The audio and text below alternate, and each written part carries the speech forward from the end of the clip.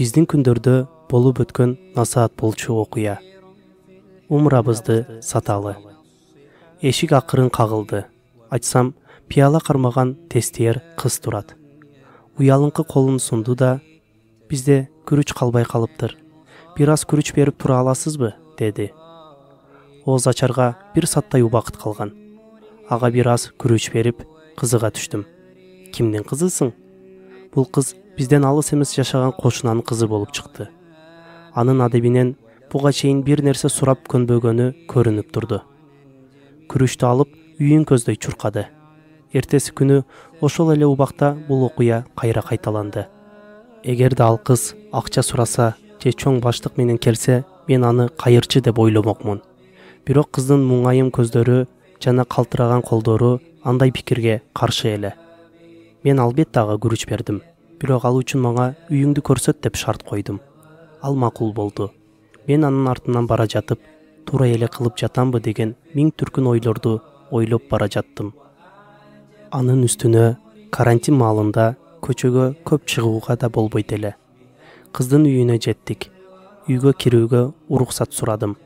Жерде дасторкон төшөлгөн. Аны тегеректеп эки кичинекей бала отурат. Дасторкондо туздалган бадыраң менен 4 кашык жатат. Чакырылбаган конокту көрүп, балдар коркуп кеткендей болушту. Бир аздан соң кыздын энеси чыкты да, уялыңкырап, "Кош келиңиз эжекеси, жардамыңызды аябаганыңызга чоң рахмат" деди. "Балдар, силер отуруп тургула, биз апаңар менен сүйлөшүп алалы" дедим да сыртка чыктык. Эшикке чыкканда мен андан эмне себептен анын кызы 2 күндөн бери келип жатканын жана күрүч гана сурап жатканын сурадым. "Эжекеси, сиз биздин бул жака жакында гана көчүп келип, ушул батирди ижарага алганыбызды уккандырсыз. Күйөөм өлгөндө мурунку батирдин ээси бизди кууп чыккан. Мен арзаныраак ушул батирди таптым. Жаңы жумушка орноштум. Бирок мен жумушка кирген ашкана жабылып калды. Ошентип кайра жумушсуз калдым. Чогултуп жүргөн акыркы акчамды батир жалдаганга бергем. Ошол себептен кызым силердин эшигиңерди какканга мажбур болду. Анткени башка кошуналарыбыз жардам бере алышкан жок. Дегенкиси, азыр көптөр кыйналып жатышат го. Башка кошуналарга барып, аларды ыңгайсыз абалга калтырбаш үчүн сиздерден бир аз күрүч чыгабы деп сиздерге кайрылган себебибиз ошол. Биринчи күнү жумушка чыгам. Бир адамдын үйүн жыйнап берем деп сүйлөштүм. Бирок балдар бүгүн тамак жебесе ачкасынан уктай алышпайт. Өзүңүз билесиз да, балдар да кантсе да. Бүгүн аларга палоо басып берсемби деп ойлогом. Сиз капа болбоңуз.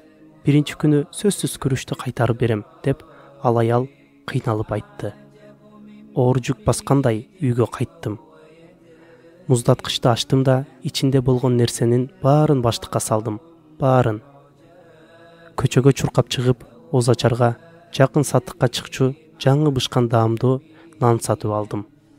Ооз ачарга жетишип калайын деп тамагым буулуп, көз жашым аккан бойдон баягы үйгө чуркап жөнөдүм. Ушунун баарын көргөн кичинекей балдардын көздөрүндөгү кубанычты көрсөңөр. Алар менин акырын чыгып кеткенимди да байкашкан жок. Күйөөм экөөбүз ооз ачып отурдук. Күйөөм менден: "Эртең тамак ашка керектүү нерселерди алам. Сарлыкка бир нерсең калдыбы?" деп сурады. "Макарон жана бир аз ун бар. Таң аткыча бир нерсе ойлоп табам" деп көзүмөн жашым агып жатканына карабастан күлө жооп бердим. Күйөөм мага жылмая карады. Мен анын көзүнөн биз кылган ишке ыраазы экенин окудум. Бул ифтар биз үчүн өзгөчө болду. Анткени биз өзүбүз жеп жаткан наныбызды муктаждар менен бөлүшүп жедик. Эртеси күнү күйөөм тамак ашка керектүү нерселерди сатып келди да, кечинде экөөбүз ооз ачып отурганда ал сөз баштады. "Быйыл экөөбүз умрага бармакпыз. Аны билесиң да. Бирок эпидемия себебинен умраны тыйып коюшту. Кел умрабызды саталы. Аны аткардык деп элестетели. Иншаллах, башка убакта чындап барабыз." Мен анын эмне деп жатканын түшүндүм. Умрага деп узак убакыт бою чогулткан акчабызга бир аз ичим ачышып турса дагы, жан дүйнөмдү кубаныч аралап, күйөөмдүн колдорунан өөп, "Аллахым, сизден ыраазы болсун дедим. Умрага деп чогулткан акчаны баштыкка салдым да күрүч сурап келген кыздын энесине калтырып келдим. Муну кылуу мен үчүн оңой болду деп айтуу кыйын. Үйгө кайтканымда күйөөм намаз окуп жаткан экен. Мен башында буга таң калдым. Анткени бул намаз үчүн ыңгайсыз убакыт эле. Сиз намаз окудуңуз эле го деп таң калдым. Мен умрадан кайтканда окуучу 2 рекет намазды окудум. Сен дагы окуп ал. Аллахым эселетип сооп жазсын жана умраңды кабыл кылсын.